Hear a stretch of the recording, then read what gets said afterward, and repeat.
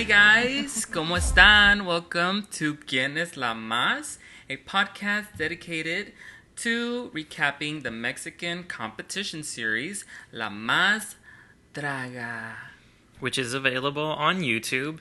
My name is Yi. And I'm Braulio. So, hi. How are you? I'm good. How have you been since the last time we recorded? Well, we've been together the whole day today, so I know. It's been a long day, but I'm doing good. Did you get a chance to listen to the podcast? I did. Since I edited as well. Yeah. It is our first podcast that we've done, so... There was a few audio issues. Yeah. Mostly on my side, because I was speaking super close to the microphone, which I want to do right now, because I feel like I want to be closer to it. But it doesn't work, not for podcasting. No, yeah, it gets a little loud. Yes. I had problems listening to myself, just not used to hearing my voice. Yeah, when you first start out, that kind of gets on your nerves. Especially, nobody likes the sound of their own voice. Even if you're, speaking on telephone, or if when you leave a voicemail, and then you listen to it back, it's like, oh my gosh, do I really sound like that? I know. It's not... Yeah, you just don't want to hear your own voice. Yeah. But hopefully over the time that you're editing it, because I think you're just going to continue to edit it. Oh, thanks. I know, I didn't even ask you. I just you're going to edit it. That's fine. But I think throughout the edit, I felt a little better about my voice. That's good. Hopefully just continues. No, it's going to take, I think, a little bit to get used to, even for me, because I underestimated, like I told you earlier, I underestimated the power of the microphones, because I didn't think they were going to pick up every single thing. And even today when we were starting, we were hearing a humming noise, and I think it was coming from a fan that's not in the other room, but it's kind of in another room. Yeah. So these things are picking up everything. Mm-hmm.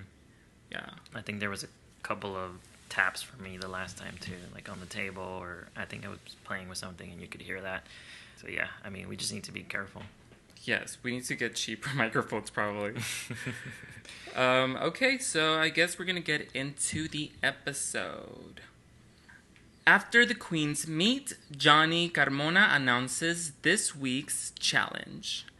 The queens will be creating a look with their own drag inspired by the divas of the golden age of Mexican cinema. The winner will be declared La Más Diva. As the queens start getting ready, we learn more details about their lives. So in this part, since in the episode they have a long time to get ready and they show a lot of that process, I think we should just go through things that stood out to us and things that we want to talk about, because they brought up a lot of stuff. Some of them talked about their families, and we even learned that some of them are in a relationship. Mm-hmm. So that was a surprise. I first wanted to bring up that Johnny Carmona. I don't know if you guys know who that is, because I didn't. Did you know who that was? I did not. No. I didn't know who he was. It seemed like all the queens did, though. And he knew all the queens as well. Yeah. He said that he's followed their careers as they matured throughout the years. Yeah, I was kind of interested when he said that, because I was I don't know if he was kind of somebody who helped them out, or if he was just going to their shows. Mm-hmm. But no, he's a radio host and TV host. Yeah, that's what I learned, that he's a radio host. And the mentor, he's gonna take on the mentor position on the show. So he's gonna be like the RuPaul of this series. Yeah. I also noticed that they call the workroom, they call it the Knicks dressing room. El Camerino, I think. El Camerino or something like that. Yeah, that sounds right. Makes sense. Yeah. So it's sponsored by Nyx. And up till now, I don't think they have said what is the prize for winning. That's true. I didn't even notice that. And in Drag Race, that's how each episode starts. Yeah. They introduce the prizes, and yes, that's true. They don't even mention it. Yeah, I'm thinking they're gonna. The prizes Who's the biggest diva, I guess. I mean, the title, I guess. Like, the title. Yeah, the Mas Draga. Yeah. And I'm guessing, maybe we'll find out later on. I think I remember that they do mention it. I hope so. No, yeah. You would think they would want to know why they're there in the first place. Yeah, we're just kind of have fun and you win nothing. So, did you have anything that you noticed in the first? I mean, when they were talking in El Camerino, you mentioned that it was a surprise to me that two of them are in a relationship. Yeah, I think there were like 8 years. I wrote that they. Yes. That they were They have 8 years together. Barbara Durango and Cordelia Durango. Yes. And that kind of, it shocked me because I was shocked that they would cast two queens that are in a relationship on the same show. Because I think that it's an interesting relationship, I guess. Yes. I mean, it could bring a twist to it as well. Like, if they, I guess they want drama maybe. If they get in a fight, like in the workroom, then if it transfers to their personal life, maybe it'll create drama. Maybe that's what they wanted, but yeah, like I don't know if that would be fair for the contestants because they're all actually, you know what, I'm like getting ahead of myself, but I think they are not sequestered. I think they're able to go home because they all live in Mexico City and that show is filming in Mexico City. And I was gonna say maybe it's unfair for them to cast two people that know each other really well because they have a support system, but since they're not being sequestered, that they don't really need like a support system there, you know, they can just go back home and cry about it to their families. And yeah, so I guess it doesn't really affect the competition that much. Yeah, they start talking about how Mexican drag is inspired heavily by American drag culture and American culture in general. And I think some of them were saying how they try to incorporate more Mexican aspects into their drag because they don't want to lose everything that makes them unique, you know, because if you're just kind of copying American drag or American culture, then you lose your own culture. And I think that, yeah, it's important to represent that. Yeah, and I think they mentioned that some of them felt like they lost some of that, which we can relate. Yes. For me, not in drag, but still, like in my personal life, I still feel like lost touch with that. And for this challenge specifically, because it is trying to call back to old Mexican actresses, that's something that can connect them to their heritage. Yeah, and I think it's interesting that you picked up on the last episode we did the Meet the Queens, and you picked up on a lot of the references that were American. And one of them even came out, well, I mean, Marina's not really American, but it's not a Mexican culture. She's not Mexican, but they are heavily influenced. And that's kind of interesting to find out, actually. Yeah, one of them was wearing a Gaga shirt or sweater. Oh, were they? Yeah. Like merch kind of thing, or was it just it was the image of Art Pop, in the front and the back of the shirt, as they were getting ready. So, but do you have any idea why they would be so influenced? Yeah, of American culture. Yeah. I mean, American culture influences the whole world. It's not just Mexico. So, especially Hollywood. Yeah, it's the biggest industry, entertainment-wise, that there is, and it's exported everywhere. Yeah. It's dominant. Yeah, well, it's worldwide. Like everywhere you go, you can hear, you know who like Beyonce is, they know who Lady Gaga is, and even though there are Mexican artists that are kind of doing the same thing, they may not have like the same exposure or reach. Yeah, because if there's a Mexican, like Belinda, for example, she's Mexican, and she doesn't reach the whole world. Maybe she does, but for the most part she doesn't, because she is singing in Spanish. And a lot of people are not going to listen to a Spanish singer if they don't know what she's saying. But American culture, for some reason, we speak English, and like I guess other cultures still, I don't know. I don't know if it's just I, the influence of the artist or if it's just because it's coming from somewhere else that they're interested in it. I mean, English is the international language, so pretty much everywhere you go, you're going to find people who speak English. Mm. So it just dominates. So even exporting movies, exporting music, it's going to be in English, and it's more accepted. More people are going to know how to speak it, so it's more accepted that way. And I think also it has to do with a lot of gay icons, especially. A lot of Mexican artists won't support the LGBTQIA plus community as openly, I guess, as some American, because the cultures are very different. Like Mexicans are more closed off to that idea. There's a lot of machismo. There's a lot of like people who are not pro, any LGBTQIA issues. So even in the entertainment industry, it's not something that you talk about. You see all these presenters, and they're gay and everything, but they don't speak about it. They don't. Yeah, it's kind of like a joke in a way. Like it can be, yeah. It can be, and even in American culture, it was at that point in the past, but now it's gotten a lot better, but. I'm sure even in the Mexican industry, it's gotten better over years, but it's still less acceptable in the entertainment industry. Yeah, just to be open about it. I think like you said, it's about being open. I feel like they will say that they are open about it or that they support, but you still won't see like gay characters in telenovelas, or you won't see any gay singers. Like they won't promote. I don't know of any Mexican like big superstar that has come out as gay. Or Ricky Martin. Well, he's. But he came out when he was already this gigantic exactly. star. Afterwards, right? Yeah, he came out afterwards, and he kind of had a crossover with America. So again, he's influenced a lot by American culture, and he made it big here, so that maybe that made it easier for him to come out because he had an audience that was already openly supportive and kind of already knew.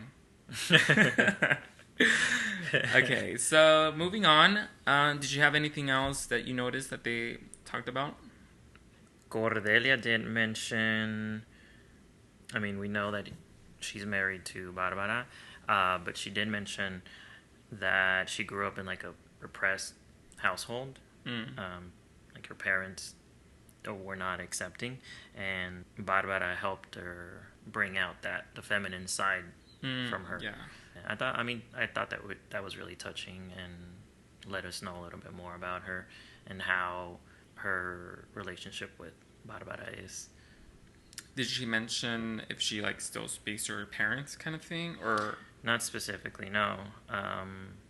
I hope so. A lot of the times it happens where the only way for you to be that open is, unfortunately, to cut off your family. And yeah. Especially, like, I don't know much about, like, gay culture in Mexico. If it's hard here, I can't even imagine how hard it is to come out to your... not just your family, but you're coming out to a community where they don't really support it. Yeah, so, I think that's cool that she's talking about it on the show. And I'm sure a lot of them have a similar experience too, which I hope they mention later, maybe talk a little bit more in the next episodes. Yes. On the lighter side of things, I didn't recognize Debra Min without the mustache, because when I first saw her, I was like, who is that? Yes. I was like... the fake mustache? Yeah. That you were questioning. Not only that, it was real or not. Yeah. And her haircut. She had like a bowl cut. And I didn't notice that when I saw her interviews. And I was like, wait, who is that? And then it was Debra Min. But I still liked her really, really much. I feel like she was really playful with the rest of the girls. And there wasn't really drama, right? There wasn't a lot of drama. They tried. They did. With something about Barbara won in a certain section of the mirror and wanting to sit there, and I think it was Lana and someone else took that spot from her. And Yeah, I remember that part. I was like, really? Why even mention it? It's not even. It's not worth they mentioning. tried, but again, Yeah. no. I also want to bring up the fact that it's weird. Like, do you think they told them these challenges ahead of time? Because it seemed like a lot of them were already kind of in makeup. Like, none of them were. Well, some of them were about to get ready, but a lot of them, or some of them, were already painted, and they were just kind of sitting down. They were just I didn't there. notice that. Yeah. Yeah. So I don't know if they told them ahead of time, or I'm guessing they did. Like, they told them the challenge ahead of time, and then they brought whatever they could from their house, Mm-hmm. and that way they can be prepared for the challenge. Yeah, you're probably right, because they didn't really explain the rules of the challenge. They explained what it was, but as we see later on, they have to choose a Mexican diva, and they didn't really show them picking them, or it just showed up in the runway. They had to know prior. No, yeah. They had to know prior in order for them to even make a reference to someone. Mm-hmm. Exactly. Anything else that you want to talk about? The getting to know them, and when they were getting ready and everything, it was pretty short, and they didn't really go into too much detail besides what we already talked about. So Yeah, and the room that they're in is pretty small, so I feel like they can all listen is. to each other's conversations, and that might bring up drama. Who knows? Or it might stifle the drama because you don't feel like you can talk about somebody behind their back. Because they're right there. They're like literally next to you. Exactly. So we'll see how that turns out. Okay, so I guess we're going to move on to the looks, or to the runway. Lorena Herrera's tits walk onto the main stage and introduce the judges and this week's guest judge, Susana Zabaleta. They also introduce Letal, who will be in charge of the eliminated queen's altar. Okay. First of all, do you know who the judges were? I've heard of Susana Zabaleta. That makes one of us. I mean, she's a singer and actress, and I looked through her Wikipedia and I recognized some of the novelas that she's been in. I don't know if you remember these, but it was Mi Destino Eres Tú, Pueblo Chico Infierno Grande, and Salome are the ones that I do remember recognize. Salome. And she has a whole bunch of albums as well. I when I researched her, I just found mostly performances and songs, and I didn't know she was on all of these telenovelas. But who else did you? Is that the only one that you kind of knew? Yes, obviously Lorena Herrera, Yari. I don't know who Yari was. Yeah, me neither. Makeup artist, stylist, and designer is what Lorena mentioned. But she was cool. I liked her too, yeah. Yeah. She seemed to be excited to be there, and she seemed like she was... And knowledgeable as well. Yeah. And then next, it was Johnny Carmona, which we kind of already talked about him. Yeah. And then, Letal. So, why is she there? Why do you think she's there? Just knowing what happens at the end of the episode, her only reason I can think of is to break up when there's a tie. Okay. Well, I guess it's just another... It's an actual drag character that... Because the judges, none of them are drag queens, so bringing Letal Well, you can argue with Lorena Herrera. You can. But yeah, with Letal there, yeah, what? Yeah, I mean, we have an actual drag queen there. Gives it some legitimacy. Yeah, I think there was a lot of people, I think... It got confusing for if you're just watching it for the first time. I think it would be kind of confusing why Letal is there. You're just like, okay, she's sitting there with two guys, or I think it was one. And I guess we should describe how things are decorated, because they're very... It has this theme of like Dia de los Muertos. Dia de los Muertos. So the whole point of Letal being there, I think, or why they wanted her there, I think it's like having something to do with that. I mean, it works in with the theme of it. We can talk about how the actual challenges will work. So part of Letal's role is when they get eliminated, they're at the altar, the drag altar. And there, she gives them the pictures, I think, or either something like that, right? Doesn't she give them their pictures when they're eliminated? Or well, no one got eliminated in this one, so I have no idea. Well, I saw like frames. There were there were frames. I assume they put the eliminated queen in that frame. I don't know if they get it, but so maybe I guess she's serving as like death, like yes, she represents death. Letal, yes. Yeah. Well, her name is Letal. Yes, there you go. That means lethal for you white people. I'm just kidding. For you non-English or non-Spanish speakers. And I guess we should mention the fact that the girls will be judged on a point system. Lorena mentions that they are going to be judged by points. Yes.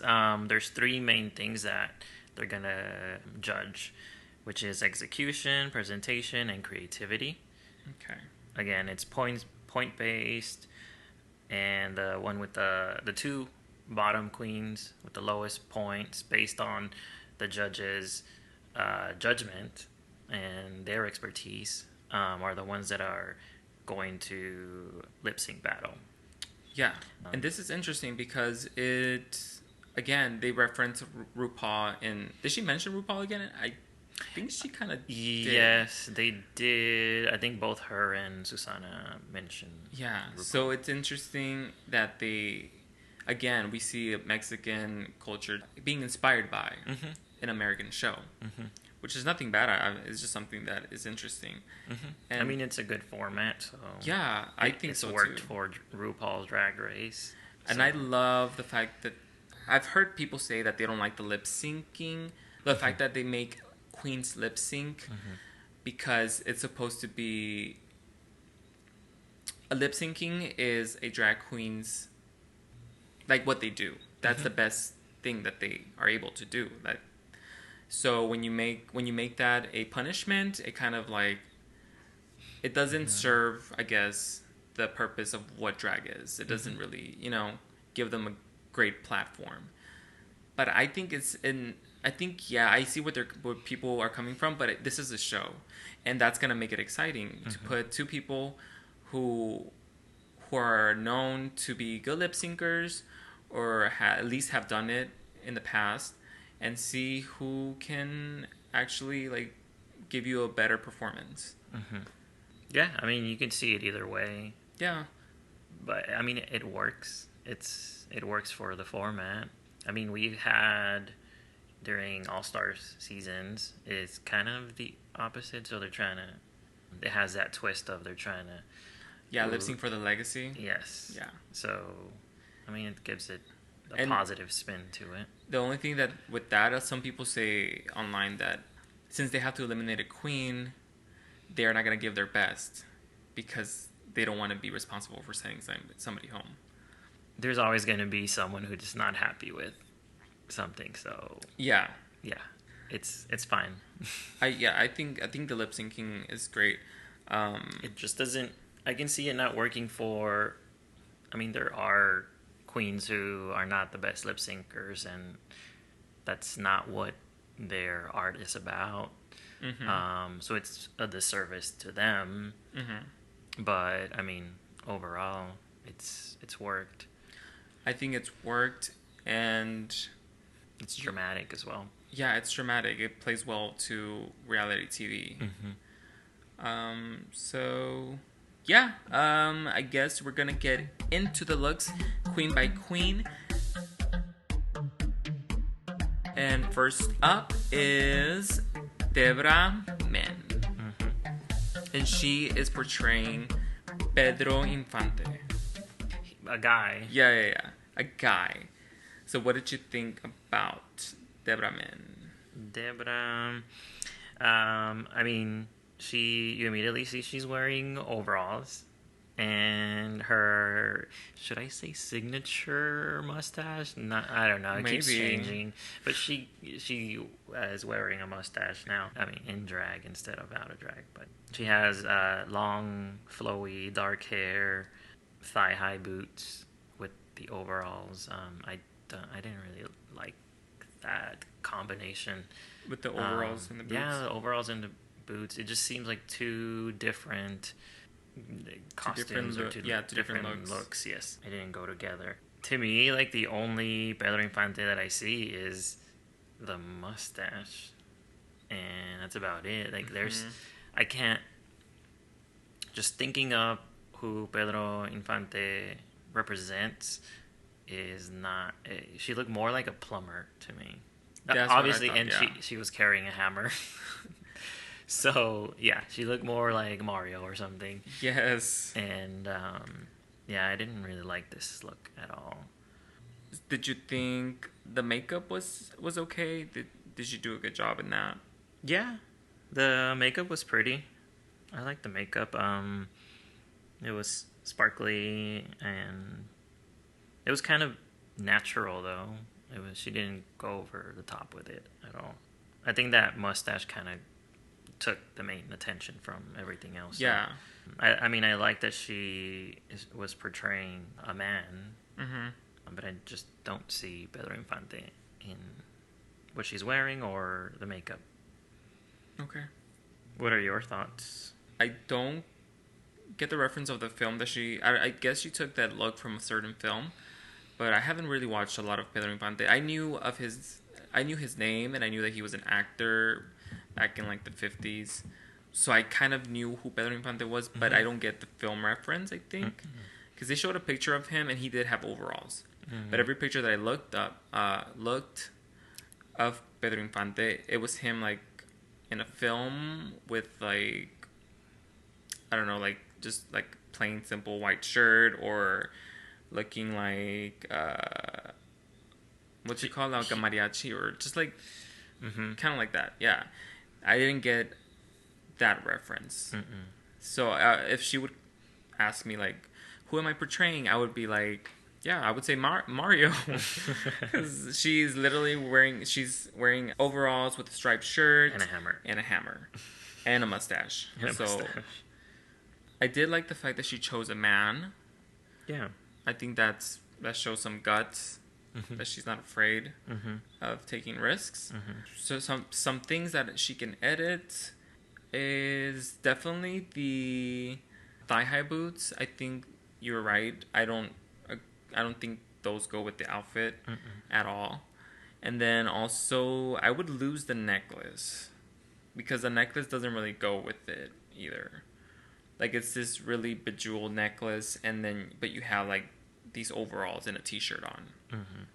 Like I get that it's drag, but if you're gonna go for this specific person and try to emulate this person, I mean, why wear something that, I don't know, it just throws it off. I mean, I mentioned that I like the makeup overall, but based on the challenge and what it was about and the person that she chose to interpret, it's not there. It just does not represent Pedro Infante at all. It's very pretty makeup and with a mustache thrown on. Yeah, like you can totally take the mustache off and you be like fierce, working, Yeah. Do you want to move on to the next queen? Sure. The next queen is Bárbara Durango. She is interpreting Ninon Sevilla. And both of us didn't know who Ninon Sevilla is, so we kind of looked her up. She was a dancer, actress, and she played a lot of like rumberas, which is like this very specific genre in film that is about like a dance, like kind of, I want to say, what's that? The like Dita Von Teese. What does she do? The not striptease, but no. it's the word I can think of is cabaret, but it's not. It's a little cabaret, but it's more burlesque. That's what it is. It's burlesque. She did a lot of those kind of looks, and that genre of film has a lot to do with women who kind of do burlesque or like sexy dancing, and it just focuses on their lives. And that's what those films are kind of about. So she did a lot of those films back in the day. So again, like I said, we searched her up because we didn't really know. So from what we learned about her, how do you think that she did? I think she did really well. The picture that I saw from Sevilla, I think it matches really well. She's like in, like you were saying, like a burlesque dress and headdress, and holding like maracas. But for Barbara, she's the one who does a reveal. So when she walks in, she's wearing this long fur coat with a sparkly silver dress underneath. Blonde curly hair, similar to Ninon. Oh, I was gonna say, I think that wig is the same one that she wore in the entrance. Yes, I was thinking the same thing. Yes, it might be. It's just styled a little bit differently, but it might be. And yeah, probably. And she's the only one who seems like reused their wig, because everyone else is dark hair now. Is Ninon Sevilla? Is she blonde? I don't know. It's hard to tell with these women. Yeah, because it's black and white, so to us it looks like maybe. Unless they do some sort of I Love Lucy recoloration of the image, then I don't know. So do you like? You said you liked the first outfit. I did, yeah. I liked the first outfit. Again, it was covered with the coat, so you didn't really see much of what was underneath. And then she turns around and gives us the reveal. It's similar themed to Ninon. It's red one piece with like feathered, what do we call them? Like fans? Like feathered. Yeah, like feather fans. Yeah. The wig stays the same wig. But I think that one looked even more like Ninon. And I like that as she's walking away, she has like a rose pattern printed like on her train, kind of. I mean, it's not a long train. Oh, I didn't notice that. Yeah, she has like a little rose pattern. I liked it. It was nice. I guess her ass smells like roses. Just this time. I don't like the thick black line that she does on her jaw. Yeah, that's what I wrote too. As we mentioned the last episode, maybe it's more of a photograph thing. It would accentuate her jaw in a photograph, but in a live TV show, it just doesn't look right. It looks like a beard. Yeah, it's very distracting, and also I know that they were supposed to bring their drag into this and kind of portray this famous person, but through their filter. But I just don't get why she would draw a black line under her chin. Yeah, it just looks odd. It does. It looks like, I don't know. It's just really odd. The only thing the reference that I can think of is Pearl on season 7 of Drag Race. When she walked into the workroom, she had a black line like that. And they were like, it's a chin strap. And they called it a chin strap. So I don't know I don't want to say that Pearl invented it or whatever, but I don't know if Barbara Durango was inspired by Pearl, because she is very pretty and she's blonde and kind of the same makeup. But I don't know. It's just distracting. It's possible. Yeah, I agree. It's distracting and it takes away from everything else. And it looks like she's wearing the same wig, and she's also wearing maybe the same eyelashes, long eyelashes as she was last time, which brings in the question, as you mentioned earlier, that if they knew what the challenge was, then if they recorded the introduction at the same time as this first challenge, then she was probably like, oh, I'm just gonna wear this, and I don't have to do my makeup or my hair again. Just throw in the change the dress, and I'm done. Yeah. Do you know what they might have done? They might have recorded the episode and then recorded the entrances. So that way they don't have to get in drag twice. Because if they would come in drag, they would have to take off their makeup and then get in drag again so they can do the challenge. So this way they might have just came in without any makeup on, then gotten ready, done the challenge, and then after the episode is over, they'll do the entrances. So maybe that's what happened. Yeah, that's what happened. Yeah, I mean, just from the recording standpoint, that makes sense because you can see those similarities from what they were wearing in the intro. So, anything else? I like the reveal.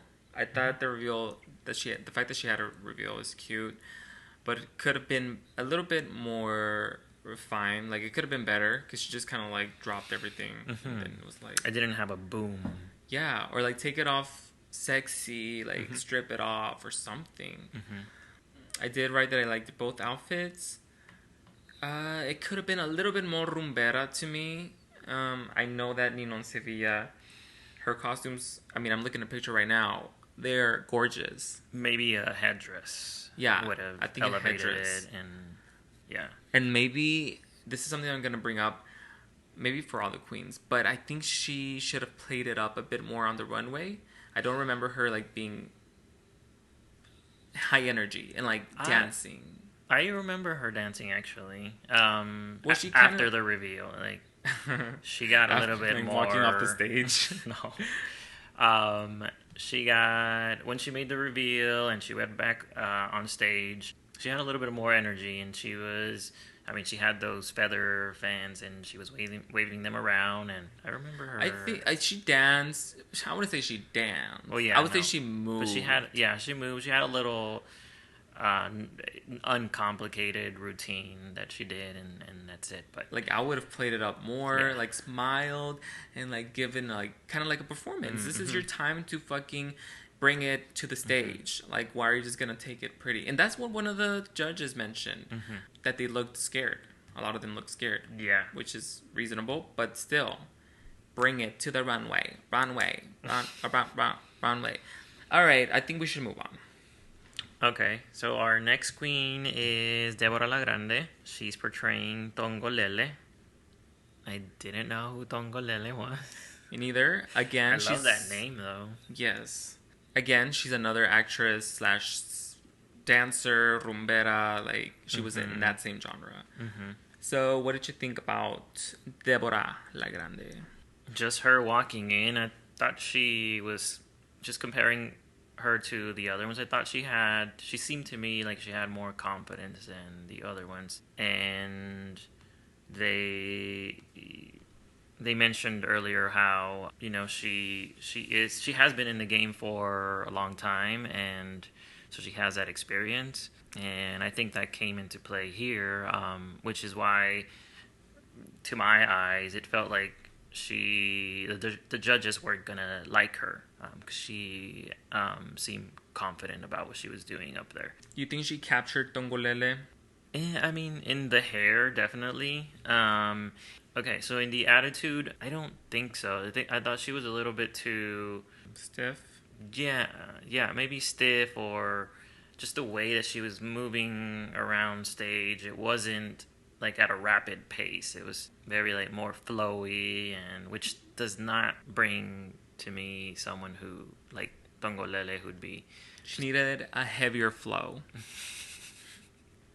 That's the first time I've ever heard that.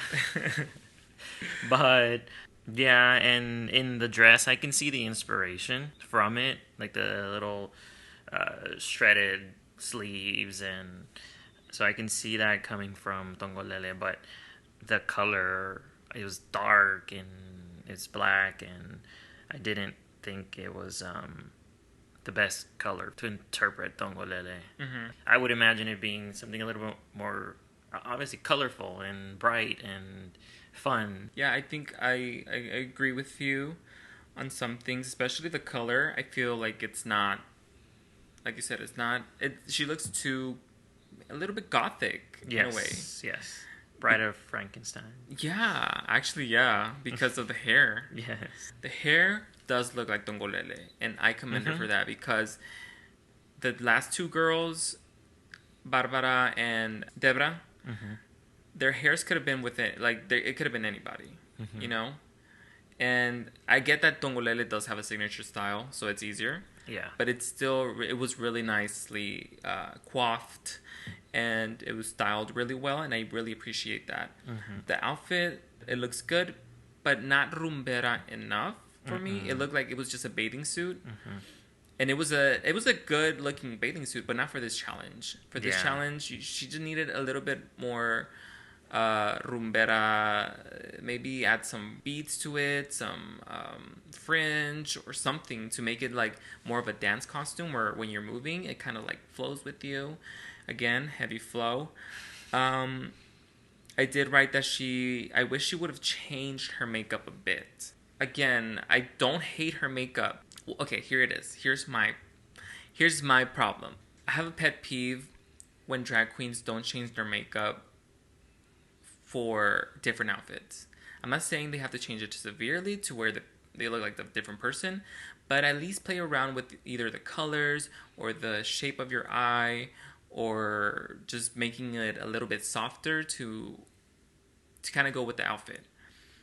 And that's one of the things that I always notice. Mm-hmm. And I in my drag, I try to do it. I try to like change up my makeup a lot. Mm-hmm. Especially like the eye makeup, I try to change it up. So I wish it would have changed her makeup a bit, just to make it a little bit less severe and less, because her lines on her cheeks are very defined. Mm-hmm. And just to make it a little bit more tongolele. Mm-hmm. Just soften it up a little bit. And I did like that she actually moved on stage. Mm-hmm. She might not have been the best mover, but she made an attempt. And I appreciate that. I really liked her. I thought she had a strong look for this runway. Maybe not Tongolele, but it was still strong overall. Again, confidence. It seemed like she had confidence. Yes. Most of the time that she was up there. Out of all of them, I think she just seemed the most comfortable and, yes, like you said, the most confident. Mm-hmm. Okay, do you want to move on to the next queen? Who is the next queen? The next queen is Margarita. Yes, your favorite. She is my favorite. She's still your favorite after this? I'm going to say yes, and she's portraying Ninon Sevilla. So this is the same as Barbara Durango. Yes. So she's wearing a all-white dress, all-white outfit, kind of like a crop top bra with fabric, like flowy fabric attached to it, and then a high-waisted panty with like a train kind of, with the same flowy fabric as the top. And then she's wearing white fruit as a fascinator on top of her head. And her makeup, she's wearing a lot of glitter with a blue nose. Mm-hmm. And those signature eyebrows again. Signature eyebrows. Tell me what you think. I liked it. I thought it was a mix of old and new. So she looked like a current pop diva queen mixed with Ninon Sevilla. I guess we got the headdress from her, which we didn't get from the previous queen. And the way she gave it her twist is by painting it white instead of having it just a cliche fruit ball up there on your head. Mm-hmm. She gave it that twist, and the makeup, I'm not sure I get the makeup though. Again, I love the eyebrows. Again, I will never say I don't like the eyebrows. So, like, you and I are looking at the same photo right now. We are. And I mean, her face just looks like it's being covered by, like, almost like if she, especially around the eye area, like she's wearing a mask, it looks like. Yeah. And I don't understand the point of just making that little cat nose that she put on. I don't know why she just colored it. I would have loved, I don't know if they did this, maybe I just don't listen well. I would have loved for them to explain their looks. You know how in Drag Race they come out on the runway and everybody kind of says the voiceover. Yeah, like Vanjie's like, I just did this look because I wanted to be a hooker. And I wanted that for them to tell me what were you thinking with the blue nose.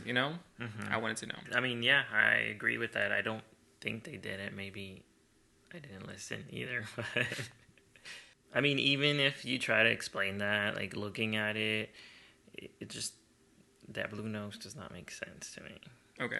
But overall I like the dress. Whatever we have of it, it's all in the back. Because in the front she's pretty uncovered. But again, I mean, I like she looks like a pop diva.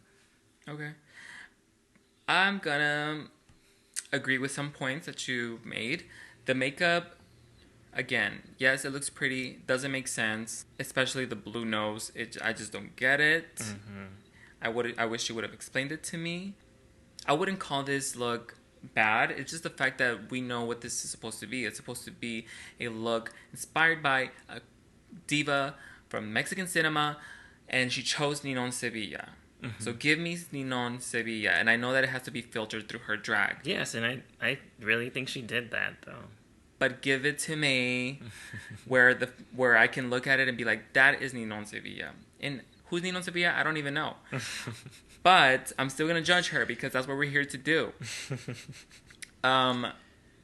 If you look at her outfit, it just looks very plain. I feel maybe plain is not the right word. It's very... one of the things that makes a rumbera is the element of like movement, and that outfit is not going to do that. It just looks like she has like paper towels attached to her. No. And maybe she's, sponsored by Bounty. Great. But we're not trying to clean up any messes here. I like the shape and the silhouette. I do like the silhouette of her outfit because that is very rumbera, that is very Ninon Sevilla. Something that is very high-waisted. It has like a tail and a train. I think that's very pretty. So I like the silhouette, but it just looks a bit basic. I feel like she could have put more work into it. And she could have gone farther. That's what I wrote. She could have gone farther. I can't really tell what kind of shoes she's wearing, but I don't think I mind it. I do like the fact that it's all white. That shows that she has a point of view and that she has an artistic eye. Mm-hmm. And I just wish the fruit was bigger. I think... Mm-hmm. If it was bigger, it would make the look a little bit more elevated. I think the fact that it's all white, the dress and the fruit, it kind of washes out the details of what's actually on the dress. And so just looking at it from afar, it's kind of hard to tell that it's fruit. So you have to wait for that close-up and everything. Same with the dress. I'm sure it has a lot of details to it and more to catch the eye, but... because it's white, it loses. Yeah, it all kind of like bleeds into each other. It does. Mm-hmm. I'm noticing by that picture. And even the hair, like at least give me a bigger hair because it's just kind of like drooping down. It doesn't give her any shape. It's very princessy, very hada madrina. Yeah. It looks more fairy. It does. Less rumbera, more fairy. But those are my thoughts, and I'm sticking to them. Unless you guys come for me, then I might change my mind. Let's move on to the next queen. Who is the next queen? Okay, so our next queen is Cordelia Durango. And she's portraying Sara Garcia. I don't know who she was either. I think she's my aunt. I think so. That would be something. So while we were researching her, I found out that I think she worked in the 50s, maybe 60s. She was an actress known for portraying the grandma in Mexican cinema. Mm-hmm. So she always kind of had the same look. She was always old. Yeah, she was typecasted to be. Yeah, she was known as. Yeah, and she was known as the grandmother of Mexico. Oh, there you go. La abuela de Mexico. So, what did you think about Cordelia? Well, first of all, I mean, she's wearing her. So this one does have a signature beard. So she has her. I mean, she's not wearing it. That's her face. It's her real beard. So she has that on. But because she is portraying an abuela, she graded up Just like her wig is gray as well, with her glasses and a cane as she walks through the runway, and she has a cigar as well, just to give it that little touch. Her dress is all black though, and I mean, immediately when I saw her, I'm just thinking like an old maid. I don't know, I guess so. like Kind of. but like I'm thinking like one of those villainous characters who just sits on the sideline and waits for shit to happen, and That's what she was giving you. yeah, That kind of character. yeah. I think you described me. I don't think you sit on the sidelines. I think you stir the pot. I mean, again, Okay, so let me ask you this. Yeah. Knowing what you know about Sara Garcia, which is nothing. Which is nothing. What did you think? Did you think that she portrayed her really well? Or that at least if you would look at a picture of Sara Garcia and you would look at a picture of Cordelia, you would be like, oh yeah, that is her. If you look at specifically the pictures with her with glasses and a cigar, yes, but otherwise, because I think the beard throws it all off and makes it look like an old man wearing a dress instead of an old abuela wearing the dress. So I think that kind of takes away from the effect of Portraying her. Yeah, which I mean, it's kind of. I think it's a more comedic interpretation, just especially compared to all the other queens. Cordelia went a little bit like spoofing while still with respect, obviously. And I think, I mean, that beard is kind of what led her to do something like that instead of taking it so seriously. But I mean, she does look like her. It's gonna be interesting to see Cordelia in this competition, like you said, because she has a beard, and so everything she does is going to look like a man. And I don't know, that can work against her or for her. Exactly. Yeah, I mean, it's gonna be a challenge to her in seeing how she interprets each challenge to fit her type of drag. Okay, so I wrote that I liked the fact that she chose an older diva, because most of them chose a pretty, except for Pedro Infante is pretty, I guess. So I like the fact that she chose somebody older. Okay, let me get into the wig. This wig it looks like it's coming 2 inches off her head. It looks like a helmet. I don't like it.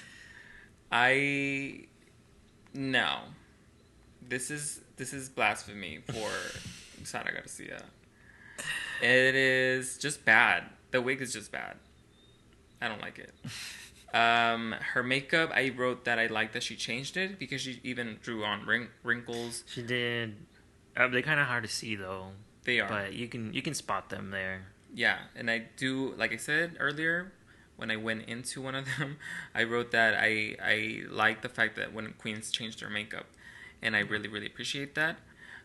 The dress is, I don't know if it gives me like old grandma, like abuelita. It's almost like prom dress in a way. I mean, I don't know who would go in their prom with in that dress black, on. maybe Me. But maybe prom is not maybe like more like a formal event. I think it's the bottom portion of it, like it's what do you call that material? That fabric. Yeah, oh my god, fabric. I was trying to tulle. There you go. It's tulle. If it was pink, you would again like you said, it would be very prom dressy princess kind of. But I can get into the fact that she's giving me abuelita going to the prom. I love it. But she could get into character more. I did write that. I know that she came out with a cigar. Allegedly. It was not real. Maybe it was. I don't know. Aren't those illegal? No. Oh, I thought Cuban cigars are illegal. No. Okay. Then I've committed a lot of... Well, I haven't committed a lot of crimes. So I wanted her to portray. Can you guys hear that? The dogs. Yeah, the dog. Okay, anyways. She could get into character, like I said. I like the fact that, or I don't like the fact that I feel like she could have went there a bit more with her performance on the runway. I mean, give me abuelita, give me like a little like, like, oh, I'm just can't walk or something. And I know that she maybe she just wanted to be like Diva, like walking on the runway and giving you face and hair, body, face. But yeah, I just wish the performance was a little stronger. I do like the look. I hate the wig, and my dog is crying. So if you can hear this, I'm sorry. But maybe he just doesn't like Cordelia's wig either. So I guess we should move on. Okay. So our next queen is Lana, and she's portraying Elsa Aguirre, an actress. Do you know much about Elsa? No, I did. I did research a little bit on her, and she is an actress mostly, I think. And then but the thing with Lana is that I don't know if you said this, but she has Elsa Aguirre and Maria Felix. And Maria Felix. So I don't know if it was a thing where she just told the producers, "Oh, I'm doing something like this and this person," or if it was actually her referencing these exact people. You know, it could have been like that. She was just going for kind of like that sort of look. But Elsa Aguirre, didn't know her name, actress, and Maria Felix, I recognize her name. Again, I didn't really know much about her. I did know that she was an actress. She was very famous. But both of them are very like glamorous, old Hollywood, I guess Mexican entertainment industry. But it's very like any image that you pull from them, they're very classy and wearing like nice jewelry and nice form-fitting dresses, and yeah, they're very similar to each other. Yeah, so I can see why she would portray both of them together. So what did you think? Did you think that she captured either one of them or both of them in her look? Definitely not either of them. I think I'll start with the good. The only thing that I could see her interpretation of both of them, of Maria and Elsa, is their toes. I was thinking the hair. Okay. Very big and glamorous, wavy hair. And from afar, the makeup as well. But once you get close up, it kind of, it destroys the illusion. That dress, it's funny that you mentioned the prom, but very quinceañera, handmade, with those little Handmaid's Tale? Oh no, just like a hand, like made by hand. Okay. Very, I don't know, crafty, I guess. I don't like the little, I guess they're supposed to be flowers, roses. It looks like one of those roses that you draw on a cake. Yeah, and they're just stuck to her dress all over. I don't like that. And then the poofy bottom, emphasis on bottom, like her butt, it's like gigantic. I don't like that either. And I don't picture Elsa or Maria wearing something like that at all. Especially even those colors too. Mm-hmm. They're very quinceañera, down to the gloves that she's wearing. So no, not at all. Maybe from the head up, she's portraying them, but anything, below her neck was not. I don't see it at all.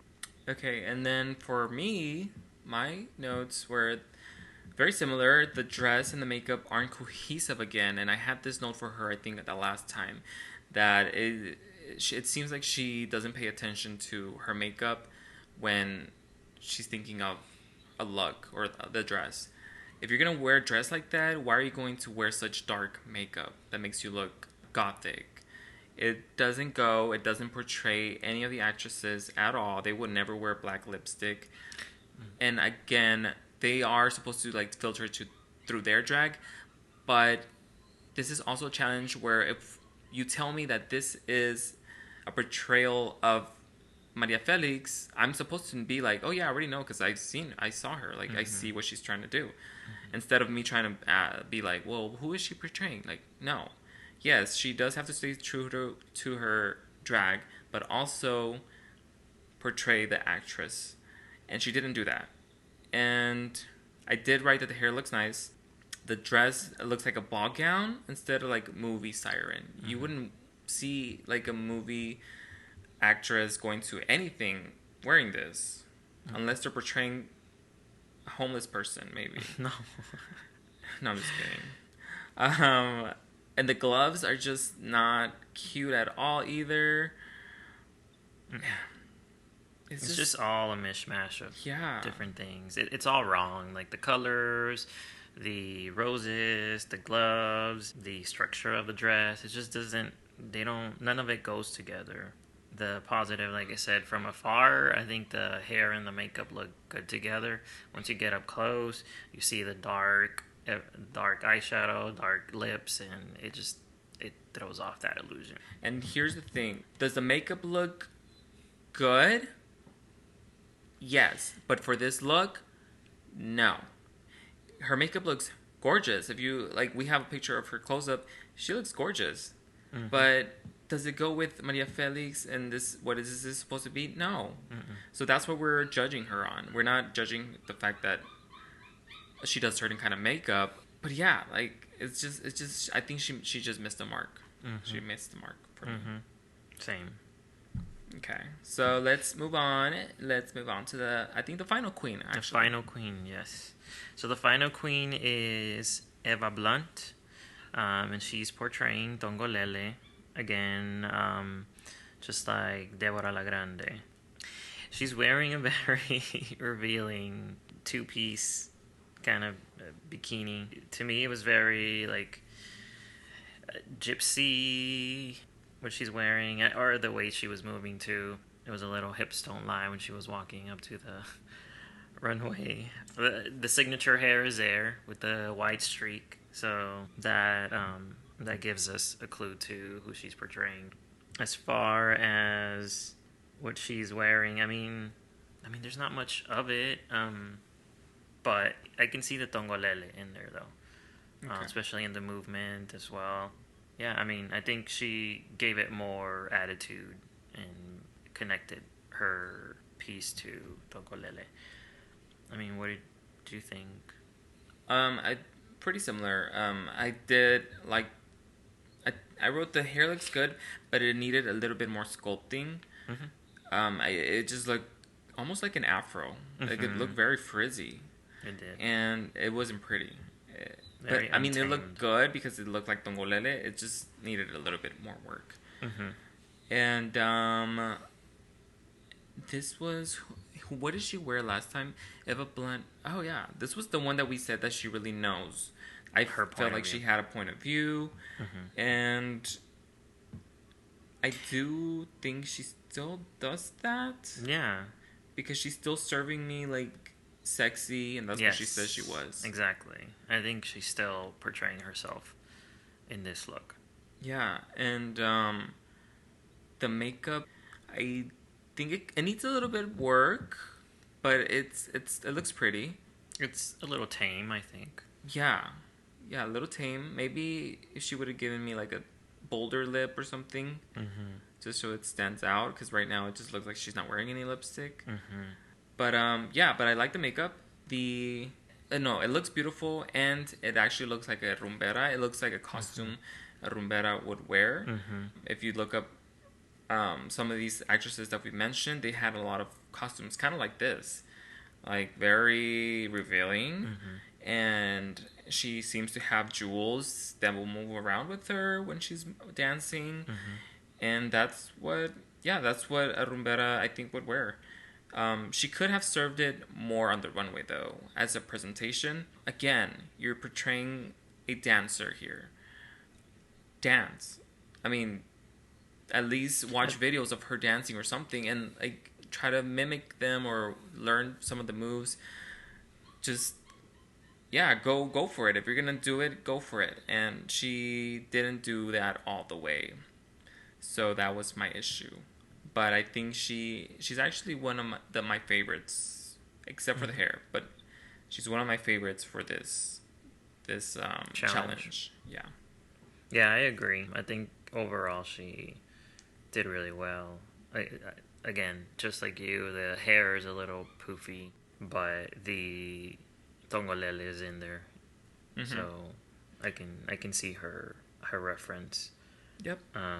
Just like all the other queens, the judges really came down on them for their confidence. So she could have pushed a little further with, like you said, the dancing. So just like everyone, all the other ones as well, they were just lacking that, and could be first challenge jitters. So hopefully they'll get a chance to improve. Yep, hopefully. Okay, so after the judges deliberate and add up their points, Cordelia Durango is declared la más diva. Debra Men and Deborah La Grande are the queens with the lowest scores and have to lip sync for their lives. The lip sync song, Bésame Mucho by Susana Zabaleta. I want to mention something else. I don't know, should we talk about the point system? Yeah. Like how they were scoring them? I guess so, yeah. So the way the scoring system works is on a scale of 0 to 5. And they go judge by judge. And each judge tells them who are your top two and who are your bottom two. So top two would be a 5 and a 4, and your bottom two will be a 0 and a 1. And based on their responses of each judge, they average them out and see who has the lowest points. And there was some surprising, like, they disagreed with each other's. Like, some had, I think I specifically remember Margaret, she was in the top for some of them, and then in the bottom for others. Yeah, I mean, I that's one thing that I noticed. And yeah, I actually think that the system is gonna change, because this show is kind of, I feel like it's being retooled and put when they're working on it as they as they're filming, and it changes, I think, after the next episode. It's still by points, but it changes a bit. Okay. So, and I think it makes it a little bit better, because to me, when I heard, or when they told us about this point system, I thought it was gonna be, every queen is gonna get either like 1 to 10, and let's rate this queen 1 to 10, and whoever has the most 10s or the most 1s, whatever, gets either the top or the lowest. And to me, this system kind of like, it's a little iffy. Like, let's go in because I want to hear the Catriques, the Latrice Royale. I want to hear the critiques for all of them, and I want to hear, because they didn't talk about all of them. They just talked about their highest and their lowest. That's it. I want to hear everybody, what they got, what the score was for everyone. And I think it does change after that, and we get to see that. So, yes, that's the point system. Do you like the lip sync from Debra Men and Deborah La Grande? Do you remember anything that stood out to you? Deborah La Grande, I feel like her lip sync matched the song more, because it was very dramatic, emotional. She to me, she matched it more to the feeling of the song. I mean, yeah, she went over the top with it. And we haven't said who goes home or anything, so... Well, no, I mean, they're still at the lip sync. Yeah. We didn't mention who won, though. Who won the challenge. Oh, yeah, so who... Do you agree with that, actually? Do you agree with that? Cordelia Durango, which is portrayed Sara Garcia, bearded queen, do you think she should have won? In your opinion? She was not my favorite of the portrayals at all. So who would have been your top two? I'm biased. Margarita would have been one of the top. Maybe not the top. Well, I want to know your top two. Who's your top two? My top two, I guess the number 2 would have been Margarita. Number 1, when she first came out, I really liked Barbara Durango. I thought she did really well, and I was assuming that the judges would have thought the same, that they saw the interpretation, and so yeah, I mean, I was just assuming that she would get a good score, so it just seemed like she did a good job, and so that's she would have probably been my top at that point. And do you have any bottoms? Do you agree with the bottom two? Debra Mann, who did Pedro Infante, and Deborah La Grande. Yeah, right? definitely Debra Mann. I didn't. Yeah, she was definitely at the very bottom for me. Denasi, Pedro Infante, there at all. Yeah, I think that was just a miss. Yeah, I think Lana would have been my other bottom. The only thing I could see her saving is again the makeup, but yeah, it was just not. I think the judges liked her outfit, right? Didn't they say remember. like something? I don't know, but I am surprised that Deborah landed in the bottom because she for me had the confidence. She had, at least I can tell that's Tongolele. You know, might have not been super like rumbera, but she had the essence of Tongolele. So I'm kind of surprised that she was in the bottom. She was not my favorite at all, but she did what the challenge was. So I didn't see why she would, and she did it well. So I didn't see why she was chosen to be at the bottom. I again, just like Barbara Durango, I thought I thought the judges were gonna like her, and nope, she ended up being at the bottom. All right. So in the end, nobody goes home, and both queens are given a second chance. So did you see this coming? Do you agree with both of them staying, or would you rather have seen somebody go? So going back to the lip sync for Debra Mann, she gave a more comedic interpretation of the song, which I didn't like. I mean, she pulled out the hammer, the Mario hammer, I guess, and it just didn't go with the song for me. Again, the song is more dramatic, emotional, and she didn't hit it. Do you remember? What do you remember? I'm trying to remember what she did, and I don't really. She didn't do much. She was just. I know. I don't remember her standing doing there and a great job. Yeah. I do remember being kind of underwhelmed by both of them. Yeah. I think they could have done a better job. That damn stage could be bigger. I know. And then you'll notice that when they bring everyone up to the stage, it's super small. You can barely stand on it. So. Yeah, when all of them are in there, yeah. So imagine having to lip sync up there. Yeah, there's not a lot of room for any tricks. I think they, like I said, they could have done better, and I don't know if I would like the lip sync. To me, is where you're a drag queen, so that's where, and I get that not all drag queens lip sync, but I think most drag queens do. This is your chance to show what you do daily at your shows, and I mean, if I was gonna lip sync for my life, I would fucking lip sync for my life. And maybe they're just not good lip syncers. I don't know. Or maybe it was just the song. I don't know. They were nervous. They're nervous, but I mean, go for it. If you're gonna jump off the stage, jump off the stage. You need to make sure you're gonna stay in that competition. And none of them did that for me. So I mean, Deborah ended it with like a backwards. Oh yeah, drop. I did like hers more. I will say that, but she wasn't moving around much. No, it was just, again, she was just standing in place as well.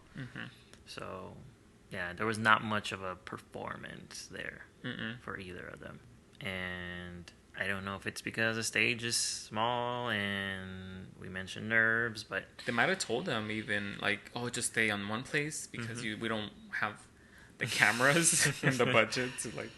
At some point, they were like literally. It's one of the judges was talking, and they were kind of out of frame, and then you just see the camera move up a little bit. Oh, I I'm didn't like, notice that. yeah, I noticed that.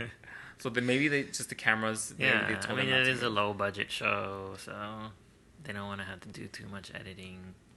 I did notice in the editing they would like flip the image all of a sudden. I guess just to make it look like another angle, but I think it was the same angle. They would just flip it. I don't know, but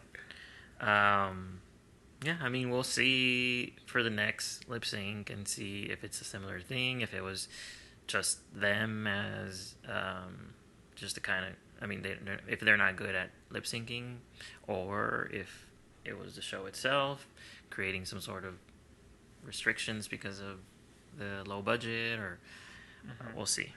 But yeah, I mean, so no one ends up going home at all. I'm glad that no one went home because of the reasons that the judges gave.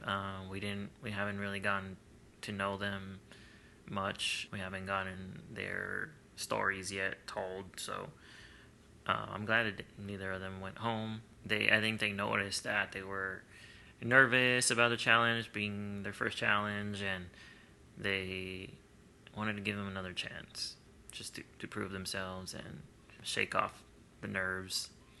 I think especially with this many queens, with this little queens, I should say. Yeah, I think it was a good decision because you only have 7 queens. If you just send one home, then you're just, might as well kind of make it a longer season. It makes sense on a show like RuPaul because they have, 12, 13? Oh my gosh, last season they had like 15, 14, and I was like, when is this going to end? Yeah, they had so many queens, so the ones that are going to go to the top to get their spotlight, and the ones that are going to get eliminated early, then that's expected. And they always are the less known queens when they get eliminated. Yeah. First. And sometimes the less exciting ones I mean, they were maybe expected to leave at that point. Or even like Banji, like it could be the opposite where they eliminate somebody that is really fascinating to watch and fun to watch, and then they regret it because they just let somebody really good go. So maybe that's also why they just wanted to give these girls another chance, so that way they really know who is really, if they just had a bad day or if they're just really bad. Yeah, hopefully not. Yeah, I mean that's where the episode ends, with them getting another chance to come back. Yeah, that's it for the show. I mean, are you excited to see the rest of the season? What did you think of the episode? What is like something that you, I guess, noticed that was either you wanted to change, or is there anything that you would, or is there nothing that you would change, I guess? I want the opportunity for each queen to talk a little bit more about themselves and their stories. I think it's only 50 minutes or so of the episode, and that's one thing that's how RuPaul's Drag Race started, with shorter episodes, and then they added another 30 minutes or whatever, and they just don't have enough time. They only have less than an hour to do the episode, so it's understandable why they did it, but I think it would add more to our investment in each of the queens. Yeah, it seemed a little uneventful because to me the challenge was great. I love the fact that they're going to have to research these legends of Mexican cinema. I just don't like the fact that they didn't show them putting their look together. I think that giving us a backstage view of how they're putting their looks together, or what they're thinking of, and the creative process. I'm very interested in how they come up with the look. Just like Project Runway, when you watch Project Runway, they show you them making the mistakes, reworking it, making mistakes again, and then Heidi comes in and reads them to filth, and then Tim is like, "You got it, girl," and then they go out and they get read again by Nina Garcia. Yeah. So I want to see the process. I want to see the creative process. Show me that creative process. And I think that's one of the things that is missing. But maybe they had no other choice because they had to tell them beforehand to bring these looks.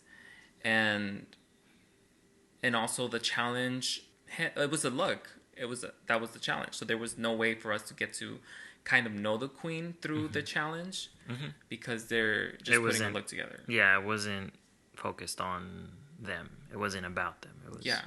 And the runway was pretty short too. They were up there for a couple of seconds and off the stage. So a lot of times you would have to rewind or to get a better look at what they're portraying. So again, it's a time thing. Next episode, we're not gonna have to go through the whole introduction thing. So maybe it'll add a few minutes of the creative process. Yeah, hopefully. Get to know them better. I do wish the runway was a little longer, just so we can see them. Again, like more better. Explanation of the full look. Like, tell us who these queens are, you know, what their point of view is, or what they were trying to portray with that look. So, anything else you want to add, or should we end it here? I think we could end it. Okay, so thank you guys so much for joining us for another episode of ¿Quién es la más? Yeah, this is our first episode, I guess, or first full episode. Yeah, because the last one was like Meet the Queen, so it wasn't just to meet the queens. Yeah. So but it's the first full episode that we're recapping. Let us know. Let us know if you guys liked the podcast. And leave a comment, a rating. And yeah, where can they follow you? If you want to, you can follow me on Twitter at Hello Braulio, which is HELLOBRAULIO. That's usually where I just spend the time retweeting other tweets. Retweet. Yes. How about you? Where can we find you? So you can follow me on Instagram at Yii. That's YIYI. And on there I have a link to my YouTube channel where I have reviews of RuPaul's Drag Race, the lip sync. It's called the Lip Sync Breakdown. So please go watch those.